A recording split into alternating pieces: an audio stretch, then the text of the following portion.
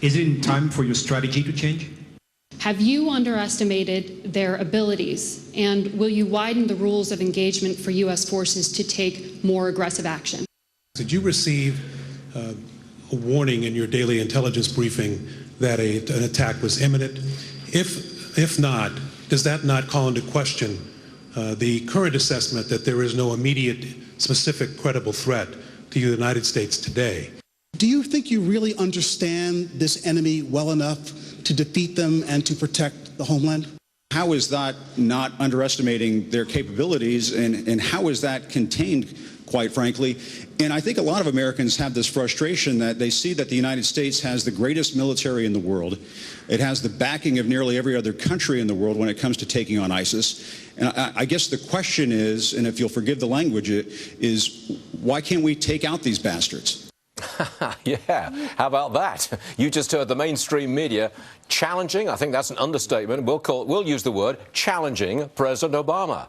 Media Research Center founder Brent Bozell is with us. You know, Brent, you and I have had this conversation so many times. I have confidently predicted that at some point the establishment media would turn around and not exactly turn on the president, but ask some sharper questions. And I think that moment had arrived yesterday. Are you with me on this? Boy, did it ever. In a way that certainly we haven't seen in 7 years, right. Where the media have been waving pom-poms for this administration. But look, I think this is what's going on. When we had our 9/11, we watched the world rally around us. France has just had its version of 9/11.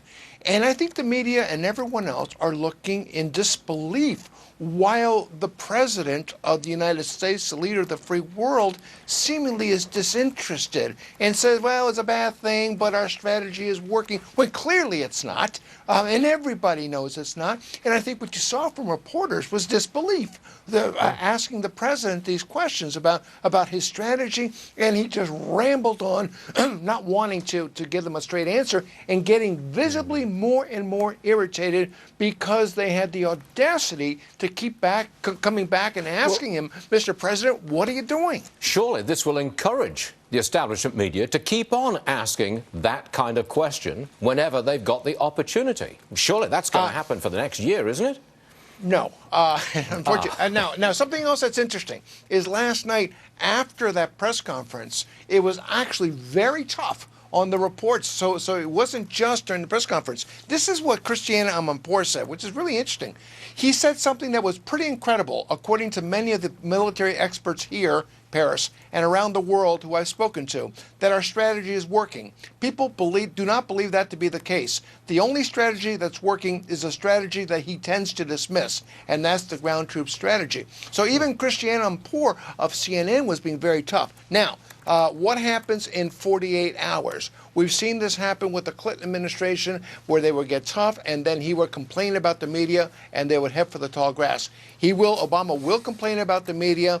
I expect many of them will head for the tall grass. I have a prediction. The president, at the end of his press conference yesterday, said that we would continue to allow migrants, Syrian migrants, 10,000 of them, into this country. And now we have more than half the state's governors saying, no, not in my state.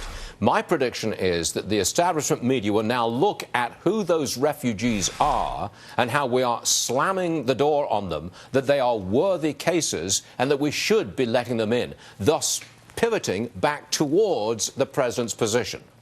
Yeah, I mean, this president loves to focus. His sweet spot is politics, not policy. Certainly not foreign policy. He looks at politics. So he's going to demonize this. He's going to continue with the race baiting that he's so good at. But I think at a certain point, it's not going to sell with the American people, especially if 29 governors step into this. Now, what are the media going to do? I don't think they're going to ask that tough questions. I don't think they're going to investigate. Look, they could have done it by now. They haven't done it. I think they might, actually. I think there's going to be a lot of people... Sure, look. I want to say this on the record. Every 7 years, you're right. All right. Well, there's the out cue. All right, Brent Bozell. Once again, thank you for having me on your show. Actually, Brent, 15 love and game, set and match to you, baby. We'll see you again soon, Brent. Thank you very much, sir.